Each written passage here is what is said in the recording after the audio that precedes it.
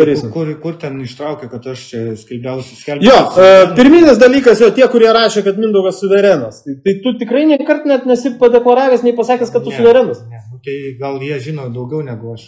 Ne, tai čia žinai. Gerai, viskas, brangieji. Ačiū labai. Pasiėmė tėvai. Pastarieji save priskiria suverenų judėjimui. Tie, kurie rašė, kad Mindaugas suverenas. Tai tu tikrai niekart net nesi padeklaravęs, nei pasakęs, kad tu suverenas. Ne, tai gal jie žino daugiau negu aš. Ne, tai čia žinai. Taigi, ar suverenai kelia grėsmę savo vaikams, o gal ir valstybei? Tie, kurie rašė, kad Mindaugas suverenas. Tai tu tikrai niekart net nesi padeklaravęs, nei pasakęs, kad tu suverenas. Ne, tai gal jie žino daugiau negu aš. Ne, tai čia žinai. Klausimą šiandien klausėme to, ar suverenai pažeidžia savo vaikų teisės ir... Tie, kurie rašė, kad Mindaugas suverenas. Tai tu tikrai niekart net nesi padeklaravęs, nei pasakęs, kad tu suverenas. Ne, tai gal jie žino daugiau negu aš.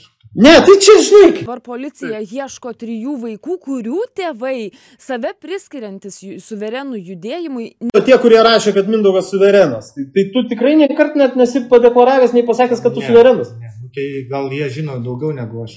Ne, tai čia žinai. Kokiu pagrindu teigiate, kad jie priskiria save suverenams? Jisai tas Vilčinskas, aš kiek žiūrėjau jų puslapyje, niekur nemini žodžio suverenas. Jisai kad žmogus. Balsu taip pat niekur nesako, kad suverenas. Suprantat? Ir gaunasi dabar, kad jeigu žmogus, jisai sako, kad aš žmogus, tai gaunasi, kad kaip baisiniai šakalų gaujai, kaip grobis.